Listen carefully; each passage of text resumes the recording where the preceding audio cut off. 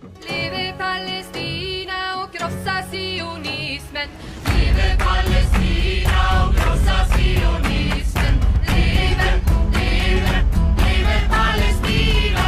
Leve, leve, leve Palestina. Leve Palestina och krossa sionismen.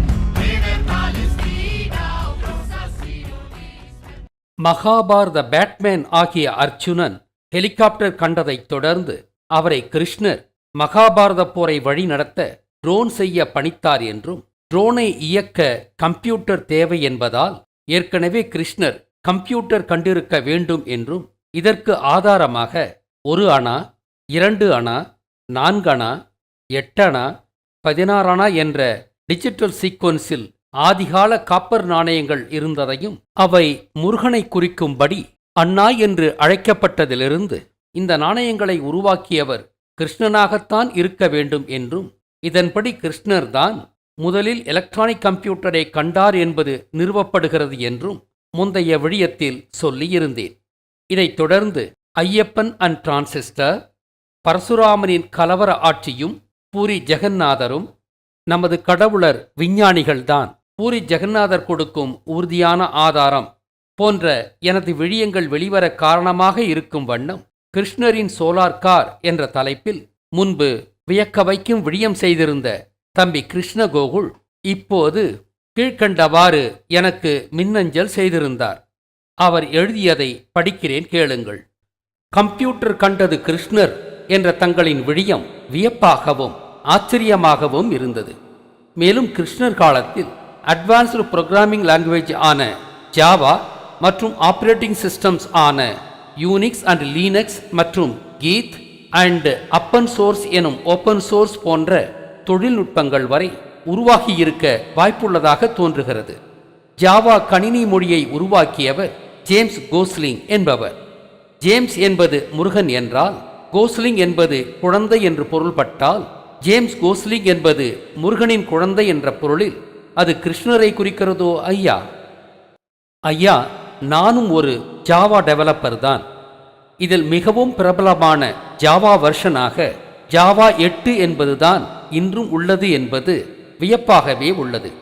மேலும் சுபத்திரையை குறிக்கும் Sumatra தீவுக்கு பக்கத்தில்தான் Java தீவும் உள்ளதென்பதும் கிருஷ்ணரையே நினைவுபடுத்துகிறது. அறை எண் 305 கடவுள் என்ற படத்தில் சந்தானமும் கஞ்சா கருப்பும் நிலவுக்குச் செல்லும் காட்சி வரும். மேலும் அந்த படத்தில் கிருஷ்ணர் மற்றும் திருமால் குறித்த நிறைய குறியீடுகளும் ஜாவா சுந்தரேசன் எனும் பாத்திரமும் வருகிறது. இதிலிருந்து ஜாவாவை உருவாக்கியது கிருஷ்ணர், அதை மேம்படுத்தியது திருமாலாக இருக்க வாய்ப்புள்ளது. ஜாவாவின் லோகோ என்பது காஃபி கப் ஐயா. இது திருமாலின் கும்பகோணம் டிகிரி காஃபியாக இருக்கலாமே. மேலும் ஆர்டிஃபிஷியல் இன்டெலிஜென்ஸில் பயன்படுத்தப்படும் பைத்தான் லாங்குவேஜ் ஏன் திருமாலின் 5 தலை நாகத்தை குறிக்கக்கூடாது? மேல் கூறிய எனது ஊகங்களை தாங்கள் நோக்க வேண்டுகிறேன் ஐயா. கிருஷ்ண கோகுலின் மின்னஞ்சல் என்னை இன்ப அதிர்ச்சியில் தள்ளியது. அவருக்கு வாழ்த்துச் சொன்ன நான், சுபத்ரா தீவுக்கருகில் ஜாவா தீவு உள்ளதால் மட்டும் ஜாவா என்பது கிருஷ்ணனை குறிக்காது. நிர்வாணமடைந்து ஜீவ சமாதியான நமது கடவுளர் அனைவரும் சாவாவரம் பெற்றவர்கள்தானே. எனவே நமது கடவுளர் அனைவரும் ஜாவாதான். எனவே கம்ப்யூட்டர் சாஃப்ட்வேர் நமது கடவுளரால் இயற்றப்பட்டது என்பதை இந்த ஜாவா என்ற பெயரால் யூதன் நினைவு கூர்ந்துள்ளான் என்றேன். இந்த ஜாவா சாஃப்ட்வேரின் லோகோ காஃபி கப் என்பது உண்மையிலேயே என்னை உறைய வைத்தது. கும்பகோணம் டிகிரி காஃபியை கொண்டு திருமால் பிறந்த ஊர் கும்பகோணம்தான் என்பதை பிராமணன் தக்க வைத்துள்ளான் என்பதை தகுந்த ஆதாரங்களோடு ஓராண்டுக்கு முன்பு நான் நிறுவியிருந்ததை தம்பி கிருஷ்ணகோகுல் எனக்கு நினைவூட்டினார்.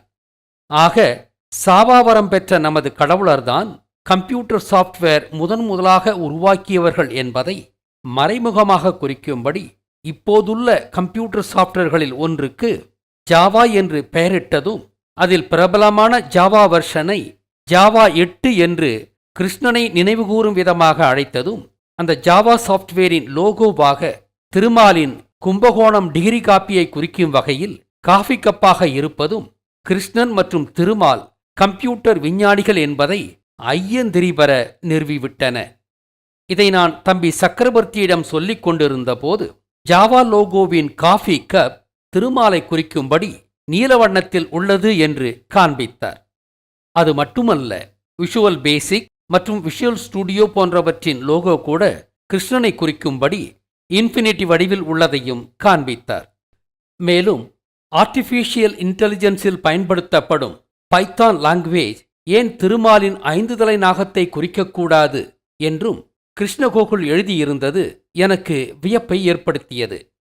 பைத்தான் எனும் பாம்பை குறிக்கும் சொல்லுக்கு ஆங்கிலத்தில் சரியான சொல் மூலம் இல்லை.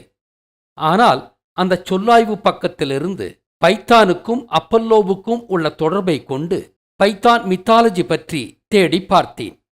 அந்த கதையில் ஜியஸ் எனும் முருகன், ஹெரா எனும் சரசுவதி, லெட்டோ எனும் வள்ளி, வள்ளியின் பிள்ளைகளான அப்பல்லோ எனும் ராவணனும், ஆர்டமிஸ் எனும் பெண்பால் கிருஷ்ணனும் மற்றும் சரசுவதியால் அனுப்பப்பட்ட பைத்தான் எனும் பாம்பு ஆகியவர்கள் வருவதைக் கொண்டு இந்த பாம்பு ஞானத்தை குறிக்கும் குண்டலினி பாம்புதான் என்பதை புரிந்து கொண்டேன். ஞானம் என்பது வெண்மை நிறத்தால் அடையாளப்படுத்தப்படுவதால் ஒளி பெற்றவன் என்ற பொருளில் வை பிளஸ் தான், வைத்தான், பைத்தான் என்ற பெயர் குண்டலினி பாம்பிற்கு வந்தது. வை என்றால் ஒளி என்று பொருள். வைரம் என்ற சொல் ஞாபகம் வருகிறதா? பைத்தான் பற்றி இப்படி நான் சொன்னவுடன் தம்பி சக்கரவர்த்தி பைத்தான் சாஃப்ட்வேரின் லோகோவை எனக்கு காண்பித்தார். இங்கு பிளஸ் என்ற வடிவில் 2 பாம்புகள் உள்ளன பாருங்கள். இந்த 2 பாம்புகள் குண்டலினி பாம்புகளைத்தான் குறிக்கின்றன. இங்கு பிளஸ் என்பது உயிர்த்தலை குறிக்கும்படி முருகன் உருவாக்கிய கூட்டல் குறியீடு என்று நான் ஏற்கனவே நிறுவியுள்ளேன். அதுவேதான் சிலுவையும் ஆனது என்றும் நான் ஏற்கனவே நிறுவியுள்ளேன். நான் பைத்தான் பற்றி நினைத்தது இப்படி 100% உண்மையானது கண்டு மிகவும் வியப்புற்றேன். ஆக நமது கடவுளர்கள் அன்றே கம்ப்யூட்டர் கண்டனர் என்பதற்கு கிருஷ்ணகோகுல் இத்தனை புதிய ஆதாரங்களையும் வைத்துவிட்டார். ஆக இன்றுள்ள அனைத்து விஞ்ஞான தொழில்நுட்பங்களை நமது கடவுளர் அன்றே கண்டனர் என்பதற்கு போதும் போதும் என்னும் அளவிற்கு ஆதாரங்கள் கிடைக்கின்றன பாருங்கள்.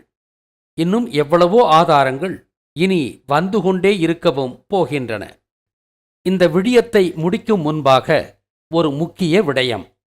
5ஆம் தமிழர் சங்கத்திற்கான புதிய இணையதளம் தயாராகிக் கொண்டுள்ளது. அதனால் இதுவரை இயங்கிக் கொண்டிருந்த இணையதளம் நிறுத்தப்பட்டு விட்டது.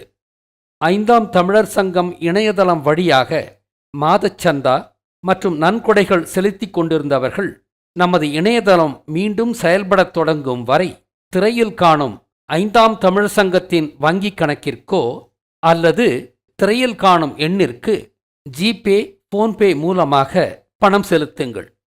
உங்களின் சந்தா மற்றும் நன்கொடைகளைக் கொண்டுதான் சங்கம் இயங்க முடியும் என்பதை அனைவரும் உணர்ந்து உங்களாலான உதவிகளை தொடர்ந்து செய்யுங்கள்.